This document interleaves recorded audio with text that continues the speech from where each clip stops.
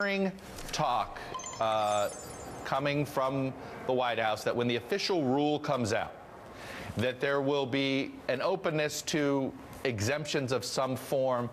I keep hearing the phrase, the Hawaii Compromise. What kind of exemption could you live with? Well, that's not the point. The point is that this is a medical issue. The Institute of Medicine said it's very important that women have access to birth control, to contraception. For some, it truly is a matter of life and death. It's a medical reason, because as many as 15% of women who take birth control pills take it because of debilitating pain, to prevent ovarian cysts from leading to removal of an ovary, even for severe skin conditions. Women have to have their medicine. And here's the point. There already is an exemption. 335,000 employers who are religious employers will not have to offer, contraception as part of their health insurance package. And for the others that are religiously affiliated, they have over a year to figure out how they can manage to do this. And this decision by the president is actually quite different from 8 states that have no exemptions whatsoever.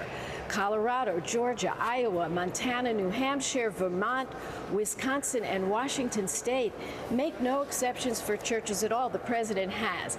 So, Chuck, when the dust settles here, the women of this country and the men who support them will see it's this president who is standing with women for their health care. And Republicans like John Boehner have been leading an assault against women's health care. They try to take away their cervical cancer screening. They tried to take away their breast cancer screening. They certainly won't allow women having a right to choose.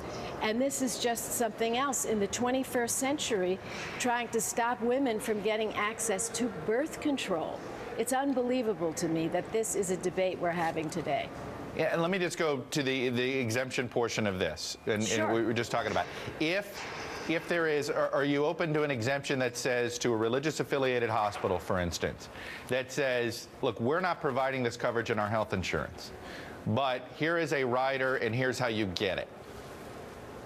Well, I am saying to you, all I care about is what the president cares about, that everybody have their religious rights protected, but that every woman who wants it should have free access to life-saving contraception and the ability to plan her family.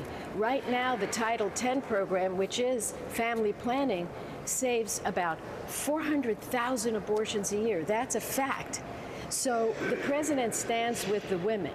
Is there a way in this year's grace period that he gave the religiously affiliated institutions time to decide how to give this benefit? Yes, there's ways to get there. There are many ways to get there, and it will be done. They will come up with the ways to get there. Let me ask you about a little bit of the politics of this. Sure. Is it fair to say that the White House bungled the rollout of this, that they didn't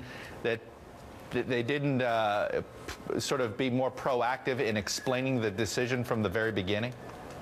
I'm not going to be critical of anybody. It doesn't matter what they said. There's this whole group, this right-wing group, that is waging this assault on women's health care for ideological reasons. You press people like Rick Santorum. He says birth control is terrible. They don't want birth control for anybody. That's what this is truly about. So it didn't matter if they rolled it out, with a 10-piece band or a full orchestra behind them. And no matter what they said, this would have come down to this battle. It's a battle for women to have their rights protected. And I have to tell you, this is a medical decision. The Institute of Medicine, under healthcare reform, was charged with recommending what kinds of procedures and screenings women should have so they can be the healthiest they can be and their families can be the healthiest they can be. That's what this is about. So there's a lot of uproar, and I think when it dies down and the women of America and their families look at whose side the president's on, he's on the side of women getting health care. He's on the side of exemptions for religious institutions. And he has exempted over 300,000 churches, which 8 states never even exempted from this. So he already has a compromise, and he's given an additional grace period to religiously affiliated hospitals and universities to figure out how they're going to do this. And there's many ways to compromise it, and I'm sure it will be done. Let me ask you a larger constitutional question, Sure. because that is being come up. What is the line here? When should the federal government stop when it comes to mandates on a religious entity in this country?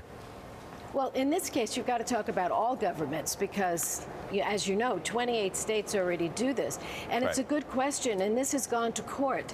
And the courts have upheld the California and New York laws, which are exactly the same as this one. They have said it is totally legal to say you can exempt the churches, but affiliated hospitals who serve a broad array of people, who employ a broad array of people, that they have to make sure that they offer their employees what other employers are forced to do. And this is done by state right now. Right. You have to understand, I think you do, that 50% of the women in this country already have this benefit of getting access to birth control. The president is saying, let's make sure everybody has it. So it's not just about the federal government, it's about the state, federal government, and it has been upheld in the court. Senator Barbara Boxer, Democrat from California, thanks for coming on this morning. Thanks. Coming up, we're going to